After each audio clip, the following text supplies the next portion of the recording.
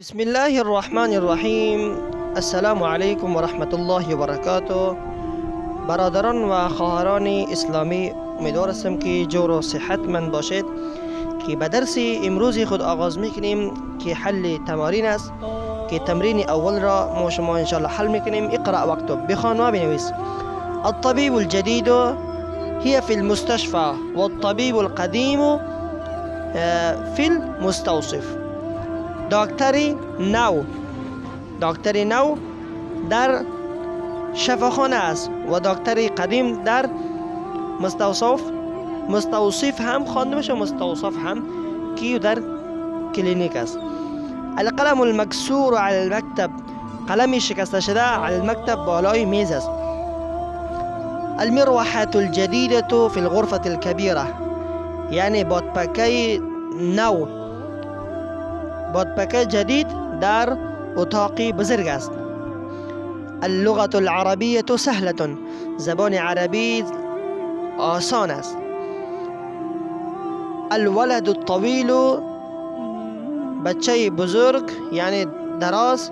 الذي خرج من الفصل، که آن بچه‌ای که خارج شد از صنف الان همین حال.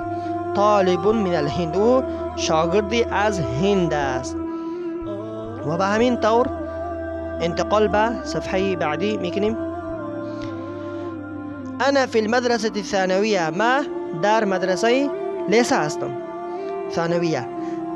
ذهب الرجل الفقیر الى الوزیر، رفت شخصی فقیر به طرف وزیر.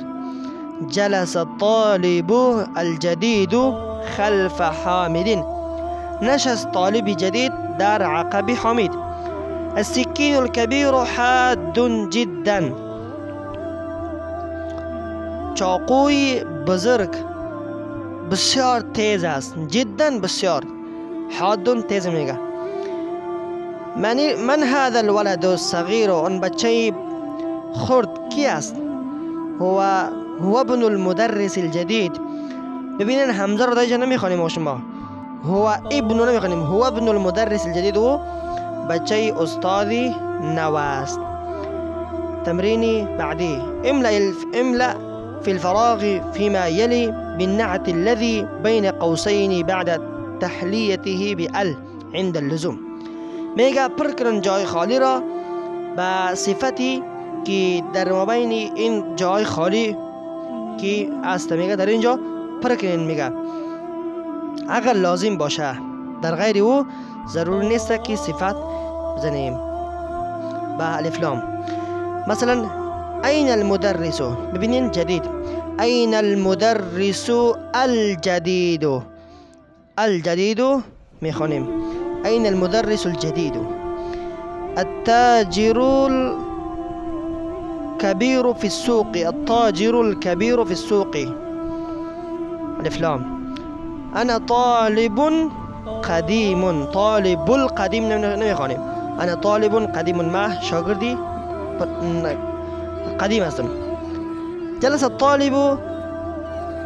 الطالب الجديد خلف محمد الجديد.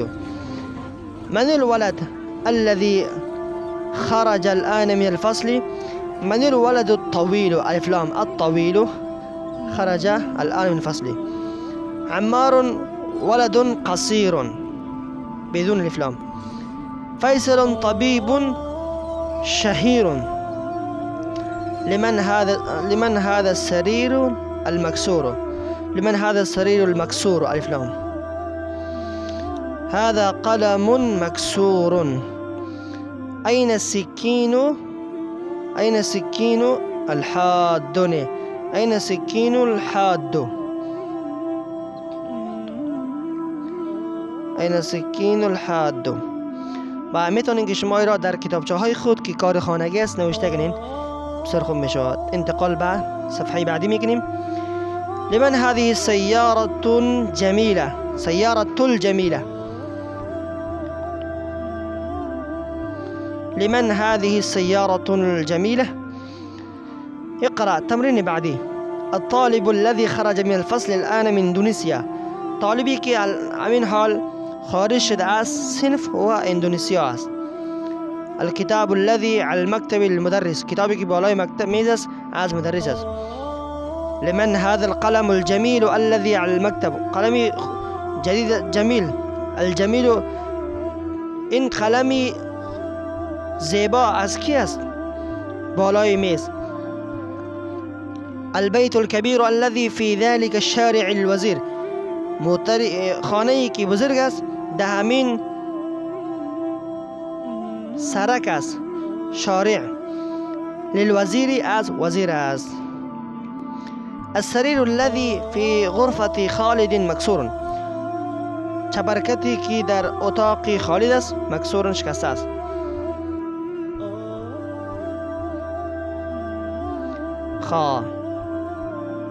بیت جدید، ببینین بیت منعوت،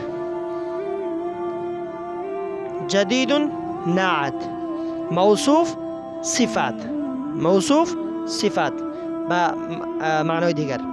الكلمات الجديدة: المكتبة مكتبة، الآن همین حال، المروحة پنکه، المستوصف كلينيك، المدرسة الثانوية ليسا، الوزير وزير، شهير مشهور، حاد تيس.